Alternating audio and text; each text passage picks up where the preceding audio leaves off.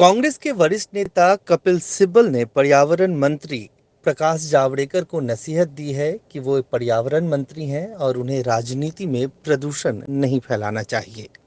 दरअसल इस विवाद की शुरुआत उस वक्त हुई जब कांग्रेस के पूर्व अध्यक्ष राहुल गांधी ने पिछले 6 महीने में यानी कोरोना काल में सरकार की उपलब्धियों पर कटाक्ष करते हुए कहा कि फरवरी में नमस्ते ट्रंप, मार्च में मध्य प्रदेश की सरकार गिराई गई, अप्रैल के महीने में मोदी सरकार ने लोगों से मोमबत्ती जलवाई, मई के महीने में सरकार ने अपनी छठी सालगिरह मनवाई, जून के महीने में बीजेपी ने बिहार में वर्चुअल रैली की और अब जुलाई के महीने में राजस्थान की सरकार को गिराने की साजिश हो रही है। प्रकाश जावड़ेकर ने राहुल गांधी के इस ट्वीट पे कटाक्ष किया और ये कहा कि राहुल गांधी पिछले 6 महीने में उनकी उपलब्धि यही है कि शाहीन बाग हुआ, दंगे फैलाए गए, सिंधिया जो कांग्रेस के साथ थे उन्होंने पार्टी का दामन छोड़ दिया, प्रवासी मजदूरों को राहुल गांधी ने उकसाया। इसी तरह से ये भी कहा गया कि चीन को लेकर राहुल गांधी चीन की भाषा में बोल रहे हैं और अब राजस्थान की सरकार जुलाई के महीने में कांग्रेस के आंतरिक संकट की वजह से खतरे में है। प्रकाश जावड़ेकर के इस कटाक्ष के बाद कांग्रेस के वरिष्ठ नेता कपिल सिब्बल ने प्रकाश जावड़ेकर को ये याद दिलाया कि किस तरह से प्रधानमंत्री ने देश के लोगों को आश्वासन दिया था कि वो 18 दिन में महाभारत की जंग की तरह 21 दिन में कोरोना की लड़ाई देश जीत जाएगा। जावड़ेकर साहब, आप इतना प्रदूषण पॉलिटिक्स में क्यों लाते हो? आप तो एनवायरनमेंट मिनिस्टर हो। आपको तो प्रदूषण खत्म करना चाहिए, लेकिन हर आपके बयान में कुछ ना कुछ ऐसी कठोर बात होती है, कुछ ना कुछ ऐसी बात होती है जो हमेशा आलोचना की तरफ जाती है। देश के सामने बड़े संकट आए हुए हैं आज के दिन, और मैं समझता हूँ आपको उन संकटों का सामना करना चाहिए, ना कि राहुल जी के ऊपर कोई टिप्पणी करनी चाहिए। मैं केवल इतना ही आपको कहूँगा कि जो आपने बातें गिनाई हैं, जिसके बारे में आपने कहा है, मुझे शायद लगता है कि आपको ज़्यादा जानकारी है। आपने देखो शाहीन बाग की बात की, और आपको तो जानकारी ज़्यादा होगी, क्योंकि पुलिस जो आपके सरकार के अधीन है, वो पुलिस ही सीसीटीवी कैमरा तोड़ रही थी। आपको तो इस बात का मालूम होगा।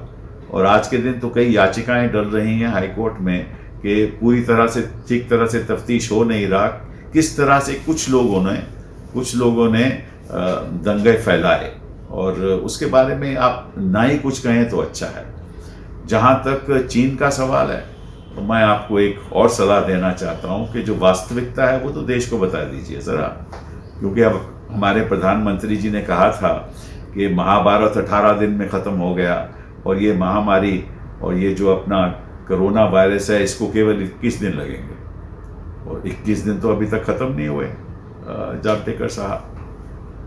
तो कहने का मतलब यह है कि आप इन चीज़ों से हटकर अपनी सरकार को कहिए कि देश की समस्याओं के बारे में ज़्यादा ध्यान दें। फिर चीन की बात आ गई।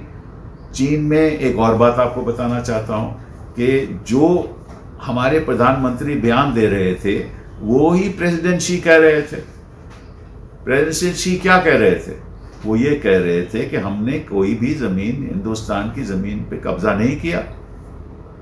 और वही बात 19 जून को हमारे प्रधानमंत्री जी ने कही, जब ऑल पार्टी मीटिंग हो रही थी, कि ना तो हमारी ज़मीन पे किसी ने कब्जा किया है, ना आज किसी का कब्जा है, और ना किसी पोस्ट पे चीनियों का कब्जा है।